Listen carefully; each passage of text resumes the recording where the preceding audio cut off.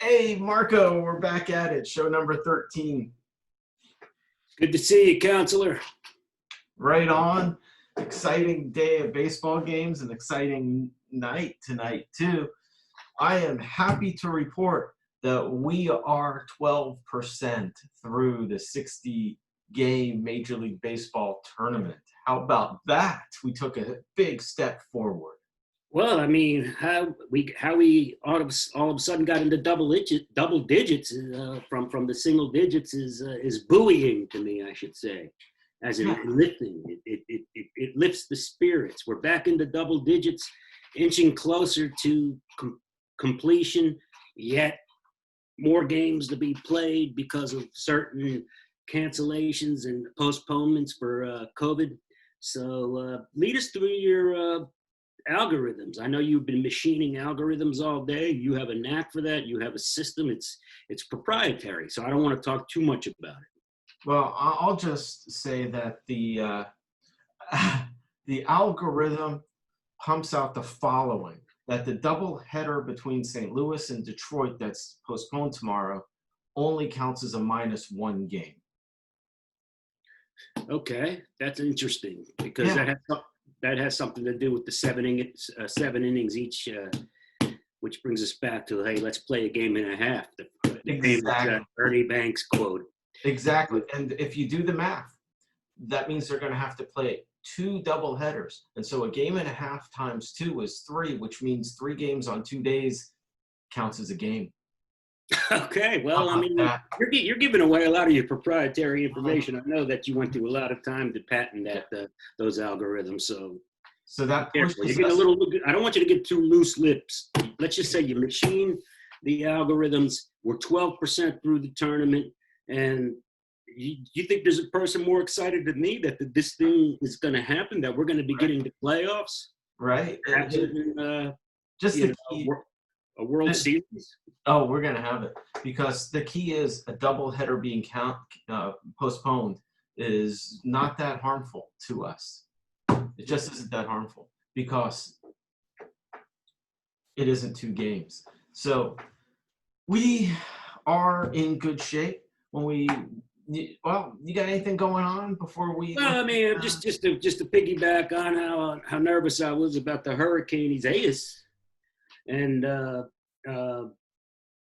and how the Marlins are just stuck with the bad luck. Everything's going wrong for them, and they always have to be putting out fires, and and now as soon as they're going to come up, play 4 games here, the Hurricane's going to wipe them out. But I tell you what, it looked good. The rain came. It was wet in the morning, and then by a couple hours before game time, we were going to have a ball game tonight.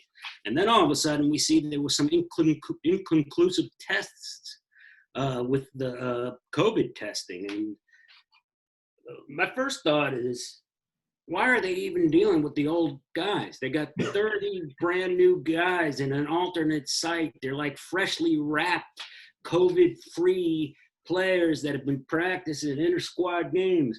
Why are they not coming and being tested? Because you're going to get a green light immediately. It's going to be in the second green light. My second question is, I thought when you did medical tests, there were only 2 options, negative or positive. Now there's an inconclusive. So I wonder what Donnie Baseball is really doing. You brought it up. Let's just call this a polemics section. This is a mini polemics. We open up the polemics bag. It's usually you, but it's going to be me.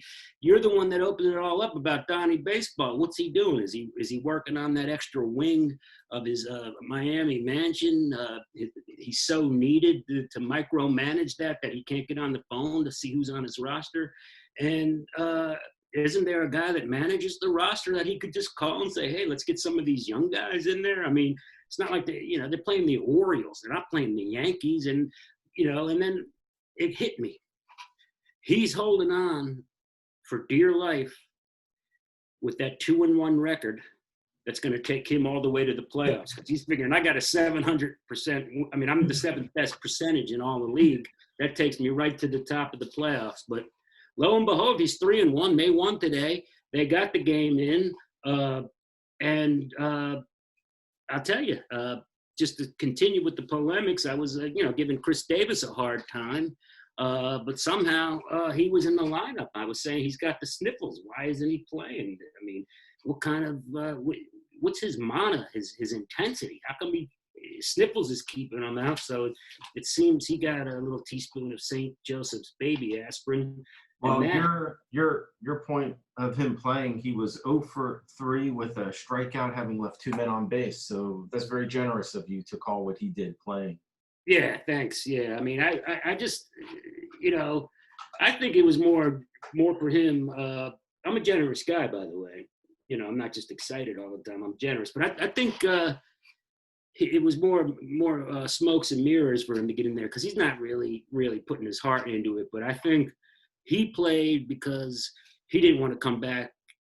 He didn't want the tests on him to come back inconclusive, whether he was a real man or whether he was a panty waste. So he strapped it on and we'll say played, but he's waving at those pitches like a drunk on the corner waving for nickels. Well, until he learns to bunt, he'll never have a true career again. That's just all there is to it. They play the shift, they overshift, and he hits hard grounders or line drives right into the shift. You would think at some point he would say, I'm going to practice a bunt, lay down a bunt, get the shift to adjust, and then he could have a career again. I just don't get it. I don't get it either. No, I do get it. He gets paid a lot of money to hit home runs, and that's all. But your point is so perfect because he's still got a couple years left on this gigantic contract. He's never going to get another. He doesn't want to play. He's got a nice ranch. He's got a beautiful wife. He's got a young kid. He doesn't want to play. So you're right. He should have some pride and some respect for the game. But I guess I'm going to say overall, even though he did strap it on, the tests on him have come back inconclusive. Like his whole career. Meanwhile, we had that really as our play of the day, Baltimore. A lot of money came in on Miami. And so I will tip my cap to those cappers who understood that Miami would be ready to play. I thought Baltimore was in good shape going up against this Miami team. It looked like Baltimore was the team that was the infirm group. Yeah, I mean, there was something with those bats that were just lame. Yeah. But So that was Chris Davis was a real weight, man, because the lineup that was hitting mm-hmm. and had that juice they had Ruiz on third and he was their hottest hitter, but he's injured. So now they had to put the DH, and I don't know why. I mean, his name is escaping me, but they put him at third, and he had a key error today. And he's really just a DH or a first baseman, and he was playing well at first, the one that had 31 homers last year, and just blanking on his name. But they got a DH, mediocre defensive first baseman who's a power hitter playing third, and he makes a play that looked like tippy toe, like it was like like the little leagues at its worst, and that was pretty costly. Didn't matter. 3 hits on offense was the real problem. But that was a loss. We did hit our under on the Cleveland-Cincinnati game. That was in good shape. The other under. That was a fun play, by the way, because that was tight throughout, and that was exciting to be part of that one. I'm glad you sent me that. And our play on the other under, Toronto-Atlanta, we were sitting right there at 7. We had a run and a half to go into the 8th inning. Should have ended 7-1, 6-1, but Toronto's bullpen collapsed. So that's another loss on that play. The we got the Padre game in action. We'll see how that goes. That could make or break the night. But our first read play came in. First read spot play. Yeah, we went on Lynn. We took a half a run. We laid a little chalk for that, and it was really never in doubt. We were right in it, and so that's 2 first reads in a row. We're 2-0. We've cashed those tickets. If the Padres don't score a run or get this back, they're down 3-2. With the Tampa Bay loss or with the Boston loss today, I think that was it's still a fun call on Boston. Go with the dog. If San Diego doesn't come in, we're down a unit on the day if you bet it correctly. If you didn't do any kind of silly parlays and took your wins, which sets us up to keep pushing, I think forward. so, but I mean, I'm glad that I just love that these first read spot plays. I like to call them the first read spots. You know, Yeah. To me, it's as exciting as Twibs when I was a kid. You remember Twibs? That was the This Week in Baseball. Oh, all right. So let's talk a little bit about your doctor visit today, because I got a little taste of that. You want to talk a little bit about that? Whew. Yeah. All right. You know, I had a doctor's appointment with my general practitioner, Marco. Just I'm listening. Yes. Yeah, just a checkup and do a little blood work. You know, they do these things when you reach our age. And so I show up, I pull up. It's just a medical plaza, a medical building, right? Medical building. And I noticed that the front door, it's a 3-story medical building. I noticed the front doors are wide open. Let me turn the volume down on this thing. The front doors are wide open. Mm-hmm. And they got fans blowing. And this is interesting. Has the air conditioning gone out in this place? Is this going to be miserable? Because I got my mask on. I'm walking in. I'm already kind of a warm-blooded creature. This is going to suck. And as I am getting in, I'm realizing, no, the air conditioning is just fine. Maybe they're just making sure there's really good medical plaza. These are doctors. They know what they're doing. So it's good airflow. Walk up the steps.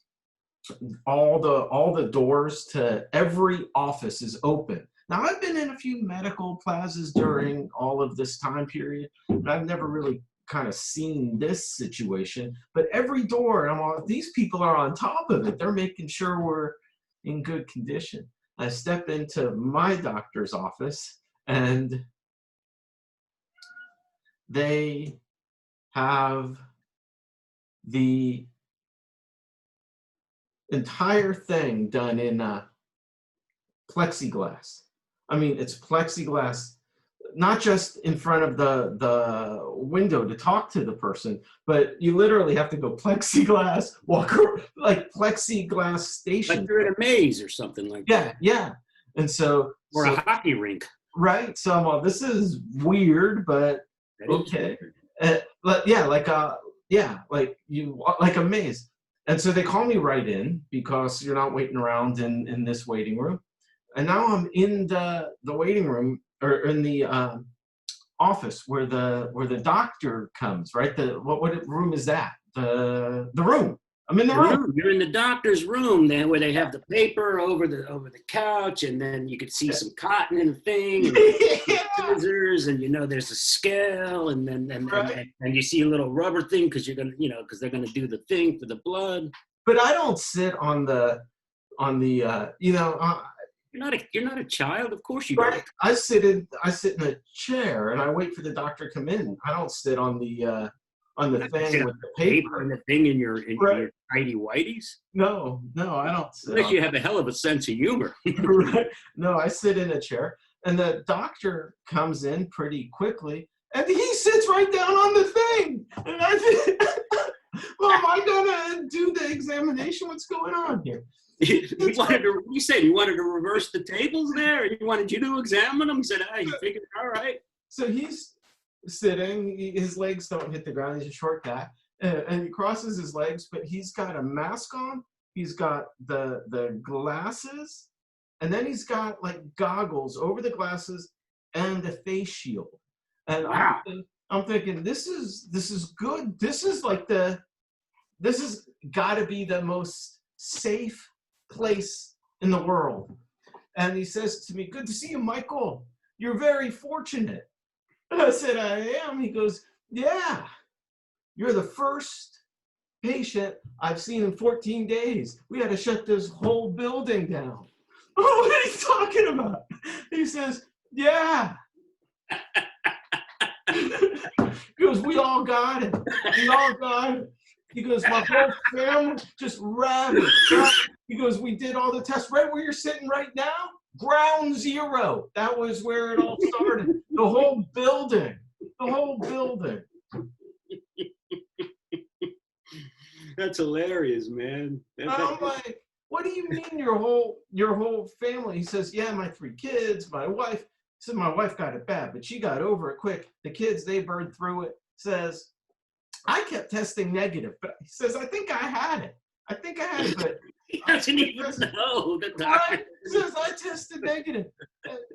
He's off. You're the first person. The whole building had to shut down for 14 days. So we just opened today and we're really making sure the airflow's good. But right where you were, ground zero. So there was nothing odd about any of the medical exam, except this is what he said. He goes, but you're going to keep your mask on. We're just going to skip the tongue depressor test. You're not going to take that off. We're just going to skip that. And so I thought that was a fair conclusion. I thought that was fine. But I mean, that was my doctor's visit. well, that is hilarious to me.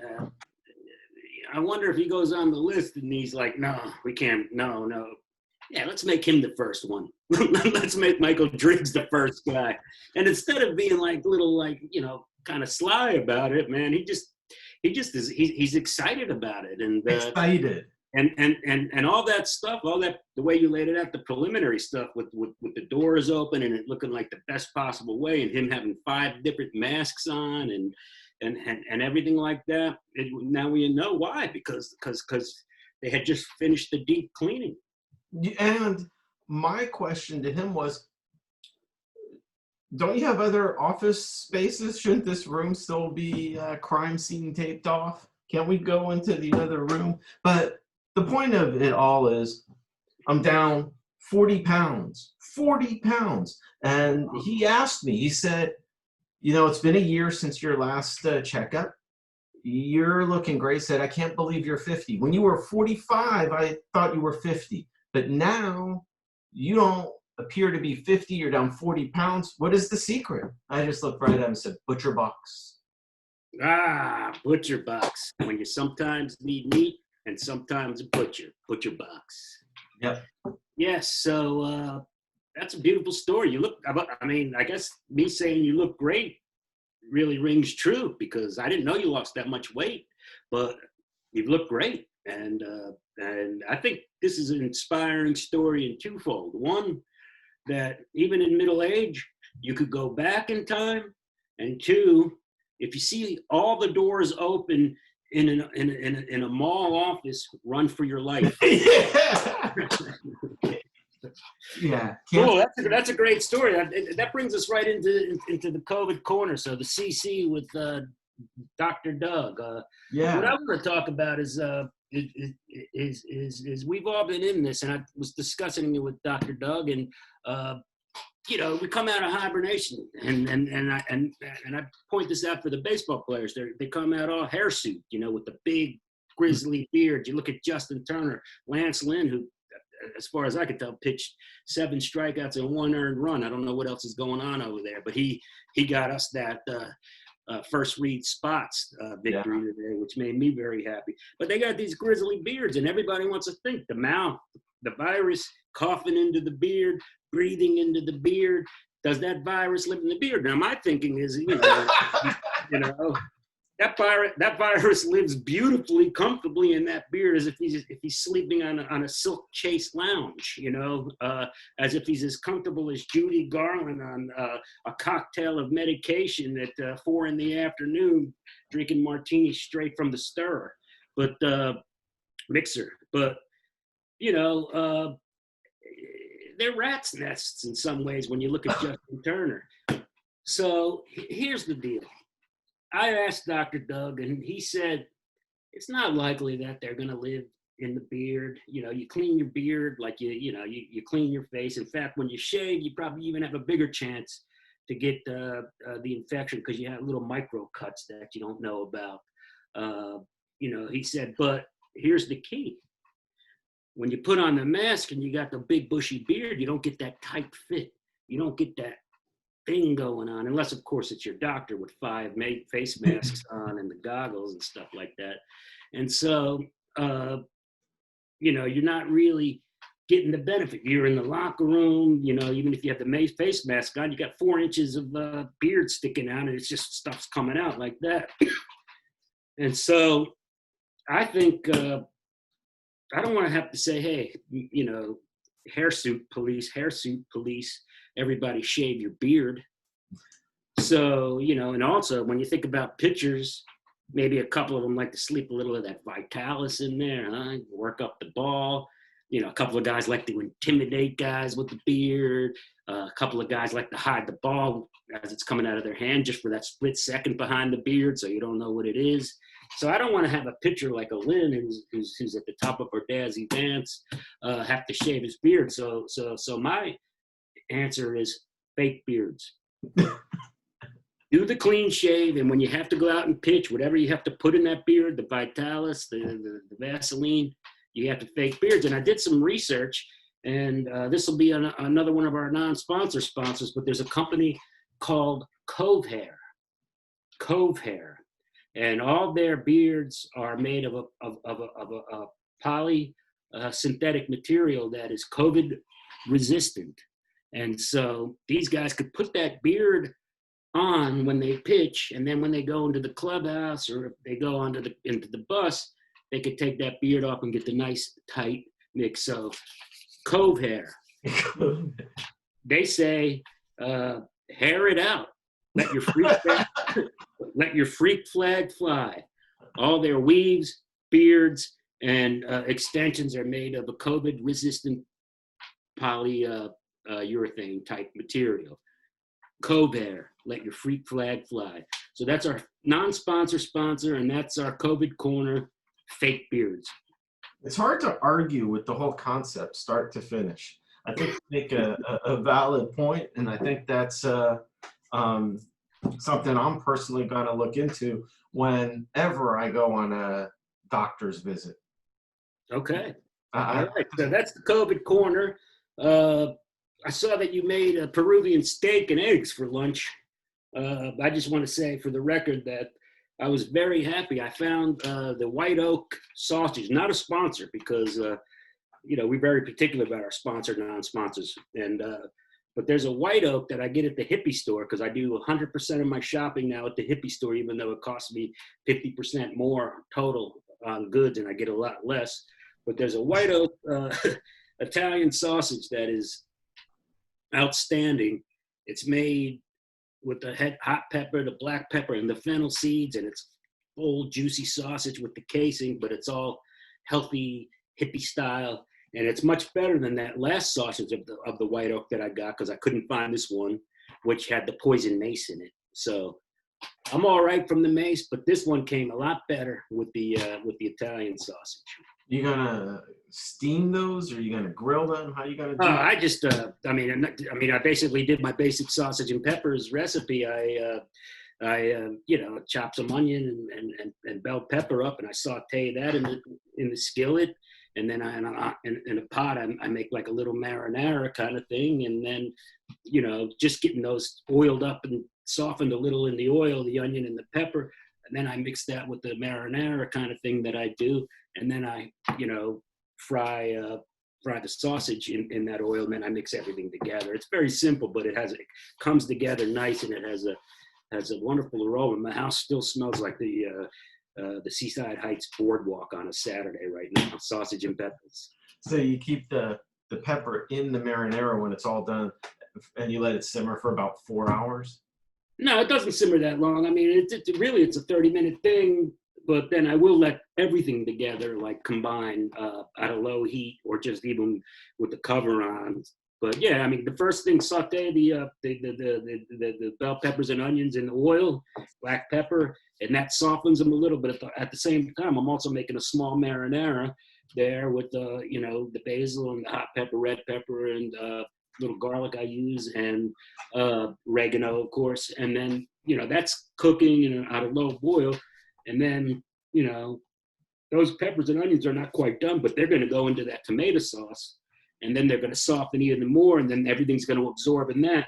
And then I just like at a high temperature. I fry up brown those sausage, and then lower it, combine everything in, and let that cook for about 20 minutes, and it gets nice and juicy. You don't want to overdo the pork, man.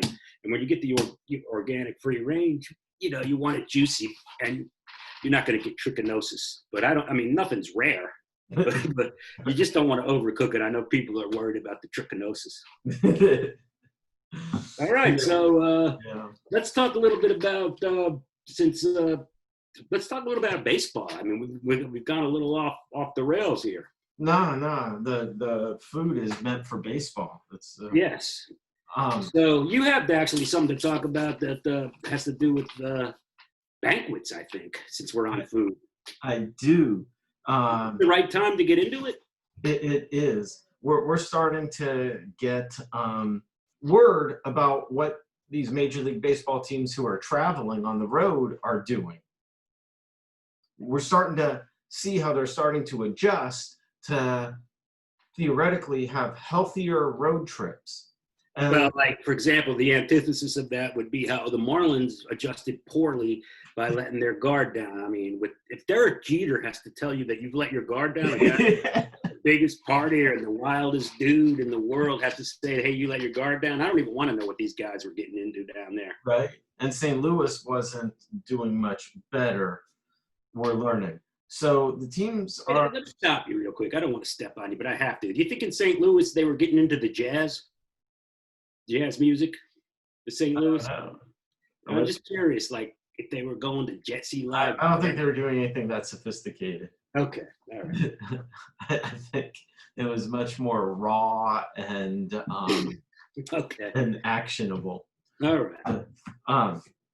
We now know what how these teams are adjusting to make for healthier road trips. So what they're doing in the hotels that they're staying in is they're commandeering the ballrooms, the whole ballrooms of the hotel. And I guess maybe the hotel is okay with this because how many conventions are in town or how many quinceañeras are renting out the place. But stuff is, and so maybe the hotels are happy to have the business.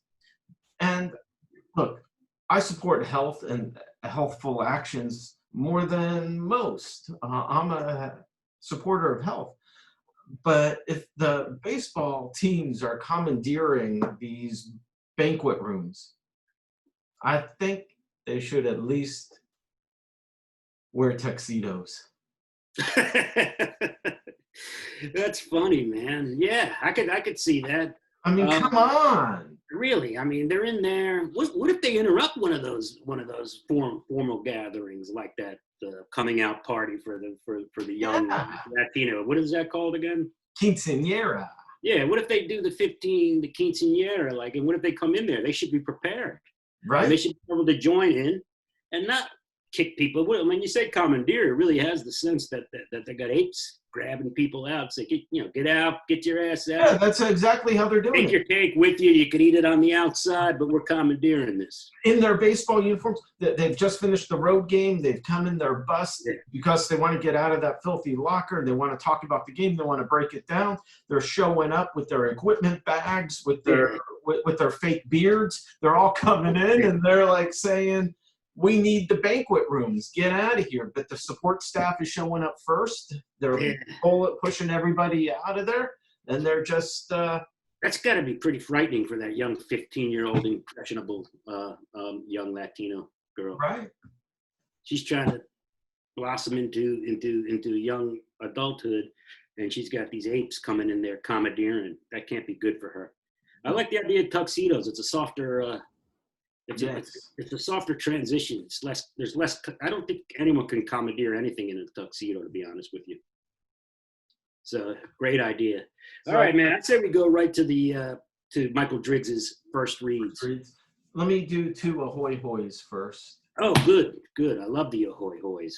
That means people are engaged. The first is to our very loyal viewer, Stevie Hinch. Stevie Hinch. Yes, his patience and his what's the word for when you are respectful and polite and sincere? For all those things. because he didn't get the prize today. Look, mailing things out is not my specialty.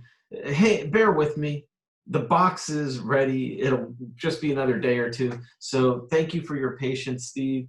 The prize is coming, and give you an ahoy hoy for your graciousness. I'll just tell you, I mean, you don't have any reason to know this, but I'll just tell you, when we were younger, in our late teens and, even into our early 20s, he was known for having the patience of a saint. There you go. I've seen firsthand evidence of it. All right. You got another ahoy hoy. I do. The second ahoy hoy is to an individual that has just subscribed to our service. And so I want to Yes, another subscriber. Yeah, it's the first subscriber in a couple days. So shout out to Tim Kennedy. Thank you for subscribing. It's a pleasure to have you. Is that Timmy boy? You know Tim? I know Timmy. Yeah, he's a guy that actually lives in Vegas and does professional gambling.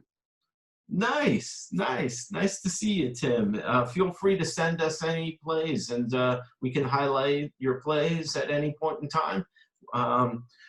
If you ever want to give us a tip, we take it. As you see, we're struggling a little bit in the beginning of this baseball tournament, but come on, we never made any claims that we were going to be successful with this nonsense. So I think we're doing a lot better than most. We are in most of our plays. The ones we get wrong, we're trying to learn from.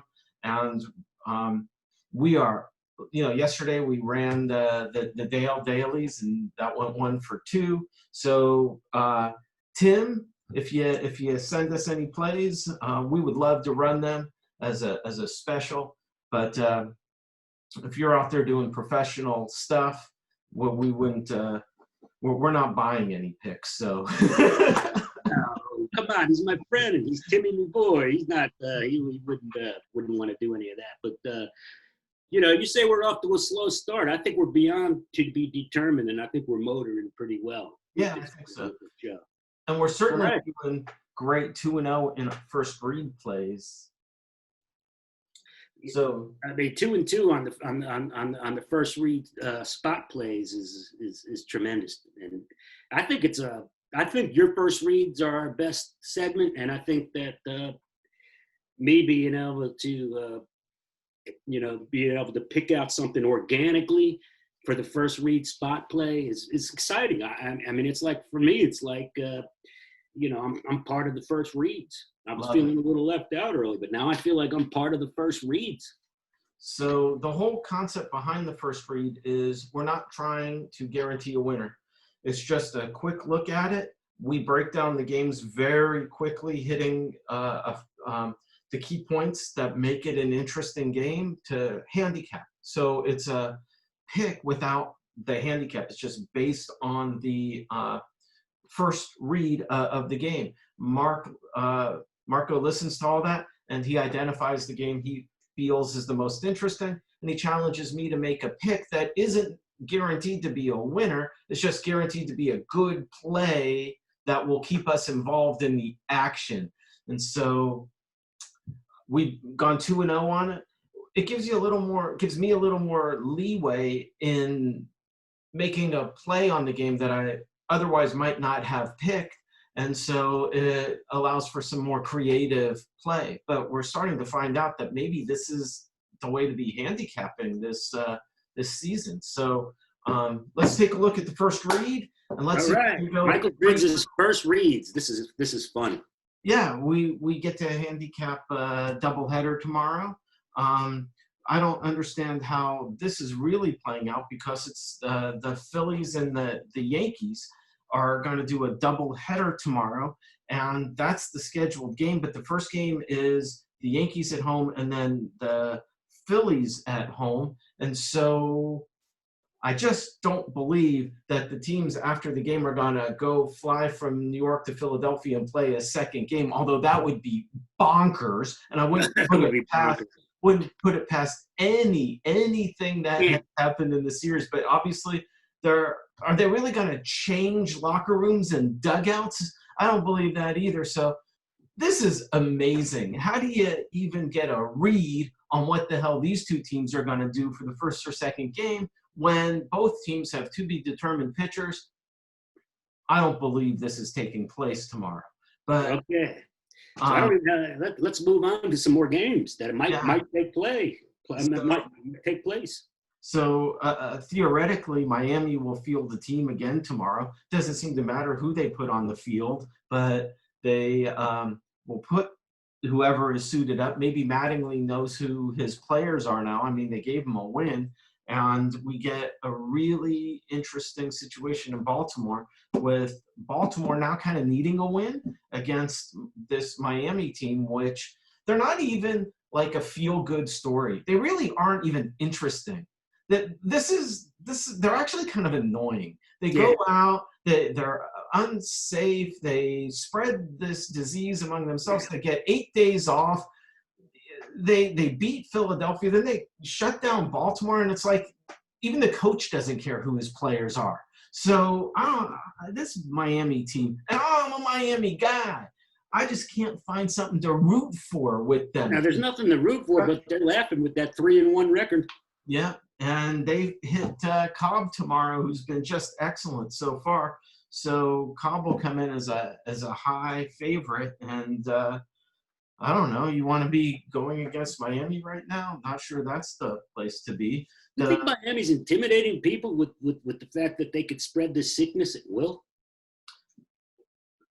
I'm sorry. I shouldn't joke about stuff like that. We see the middle game of the Mets in Washington. Scherzer back on the mound, and Porcello is going to get a start with his 13.5 ERA. So obviously, Washington is going to be the favorites in that one. Boston, we took a loss on Boston tonight. They were exactly what Tampa Bay needed. Tampa Bay, trying to get to 500 tomorrow, will be behind Yarborough, who has been very good so far. And it's like Boston is just spiraling down. Yeah. Right? I got something nice planned for the fans when we finally count them out of the turn in the book. Not quite yet. Yeah. In Pittsburgh, Minnesota at 9-2 goes against the 2-9 Pirates, and it's an interesting pitching match. Dobnik against Williams. Everything about Dobnik indicates that he should be a back-end starter if he should even be in the majors, but this guy just is like a believer in his own stuff. He's got that great mustache. He's fun to watch and root for. So Dobnik's got the stash. I mean, I think Minnesota might be trying to be the first team to 10 wins, and we know it's a race. It's a race to 28. Cincinnati and Cleveland picks up the action again tomorrow. Clevenger goes. Is the over-under going to be, are we going to see our first 7? Is it 7? If it's 7.5, you should probably just get on it real quick before it drops down to 7. Toronto, the Jays are they're disjointed. It was one thing today to lose, but to just fall apart at the end, no reason to have given up all those runs to destroy our play. So Ryu goes tomorrow, and if this guy can't get it together tomorrow, what hope is there for him for this entire season? How bad can you be? So he'll go against Newcomb, and Newcomb's been pretty bad himself. So maybe some more runs in the game tomorrow there. Chicago Cubs and Kansas City, two very different teams heading in very different directions. Darvish against Bubic. Chicago will be trying to win their 10th game. They're on the road. Milwaukee against the White Sox. Hauser goes against Keuchel. Keuchel and Hauser have been excellent. Milwaukee needs a win. The White Sox offense is sort of coming to life. They won 3-2 today.